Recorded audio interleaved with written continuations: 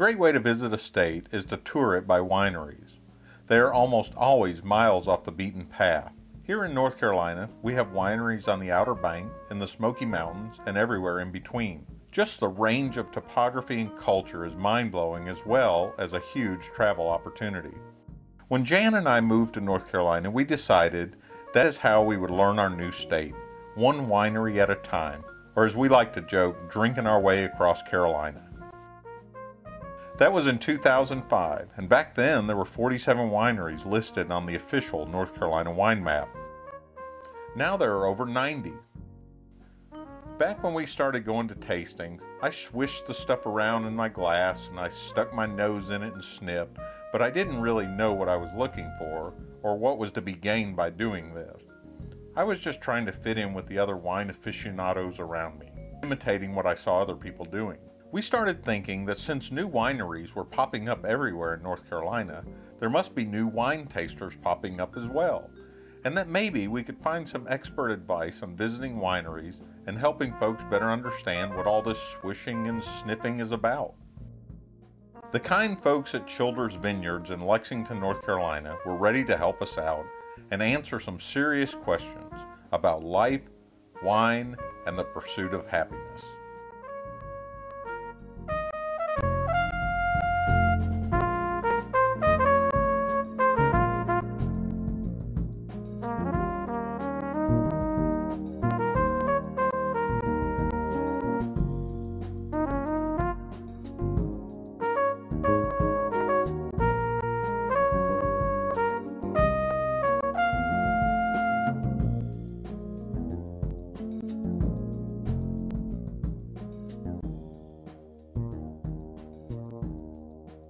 Well, Mr. Childress was a racer himself.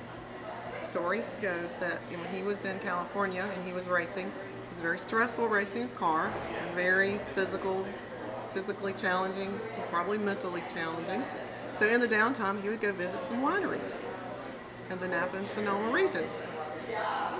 So he kind of had a passion, and that passion developed over the years, and this was a dream he had. So I have an unsophisticated palate and it requires 6 steps. 6 steps. Okay, what are the 6 steps to becoming a sophisticated palate? You said you like sweet wine, and you said you like the blush. Okay, so it's sweet white wine typically. Blush has got a little pink to it. Then it's crisp whites, still chilled. Then it's drier whites, such as a Chardonnay. So you go blush, maybe Pinot Gris, Chardonnay, then a fruity red.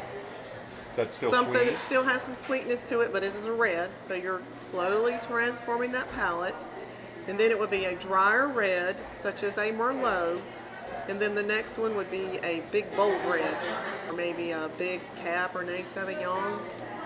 Is that like the Malbec and the Syrah? Malbec is a big red, real heavy. Some wines are so thick you can almost feel like you chew them. And that's the goal. That is the goal. To get to where you feel like you're chewing your wine. So you are on your way.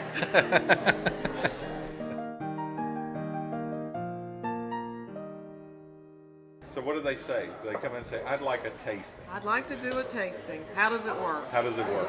Right, so we typically will sell you a ticket, and then we have 3 different tastings here. We have a sweet one, and then we have 2 drier ones that are going to be mostly your red wine. And we'd step them up to the bar. And of course, all the bartenders introduce themselves. We want them to be relaxed and to have fun.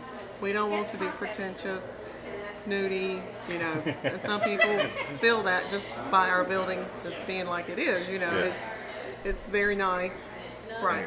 So we're stepping up. We've chosen a wine tasting. Is that like a number of different? It is. It's going to be 7 to 8 different wines. Wow. Start with whites to reds, dry to sweet. And why do you do it that way? Because of the palate. You don't want to get the palate confused. And quite honestly, after 8, 9 wines, your palate is like totally blown. You just can't discriminate very much at all. I noticed that some folks, they swish wine around, they snip it, they Right. various things. Why don't they just drink it? Well, you want to incorporate all your senses, so thank you for asking. You want to swirl it. That opens it up, it allows it to breathe. It'll improve the flavor, the finish, release the aroma. Then you want to sniff. And it's okay to go ahead and put your nose down in there and give it a good sniffy sniff. Of course, I don't have any wine, so let's pour back some up. wine. Let's pour some wine. Now, the grape, that is the wine. Like, Right. the name is the wine. Some Cabernet Franc. Cabernet Franc. That's a grape. That's the name of a Exactly. grape. It's a French varietal grape. So Merlot is a grape. In order to be a Cab Franc or Cab Sav, it would have to be 75% predominant of that wine, of that grape, excuse me. Really get it going, and it's best to keep it down here, swirl it, Okay. and then at this point I want to sniff. I want to really get my nose down in that glass. And we don't want the bartenders to say, okay, you smell blueberries, you smell black cherries, you smell clove. We want the individual to experience it in their own way, because I'm totally different from you. My DNA is not like you. I might eat broccoli, you don't. Right. So therefore, we don't want to have the power of suggesting them that they do smell this stuff, because if you tell them that, they'll be like, oh yeah, I do smell black cherries. Now that you mention it. Right. So we do just say sniff. So when I smell of this, I smell of blackberry jam.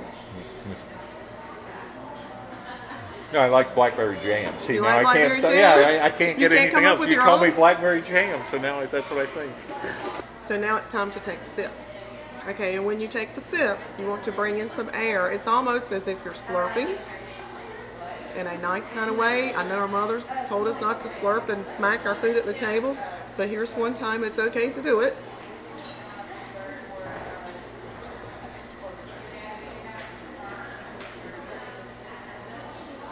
And let it hit all areas of the tongue. And then you want to see if you have a long finish or a short finish. Is that the finish, the swallowing, it's what's left? Or? And some wines actually can have a finish that can last up to a minute. So that's pretty- desired. That's a desired effect. Mr. Childress says he can tell if it's a good wine by the finish. You know, it's an ongoing learning process. They are hunting for corks today. What kind of cork? Really colorful corks. They're our Childress Vineyards corks, which are painted purple, orange, blue, and green. And what do they win? They will win bottles of wine. We have a 1.5 liter, and then we also have our large 3-liter wine.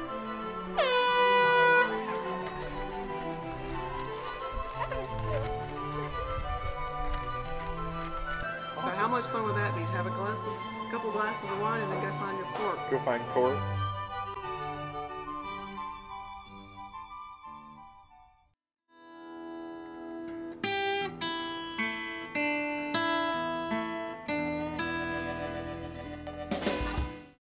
This is a wine slushy. Yes, it's the Winerita, which Chocolate Myers talks about all the time on his radio program. So we have the Winerita and we have a peach Bellini. And it's basically just a powder mix that you mix with our wine, and at home you would do it in the blender. Dueling glasses. Oh.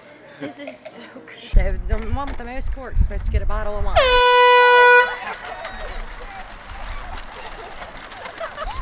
He said this is so good, and I said no, this is the $50 bottle. It's not that good. Okay, I got it.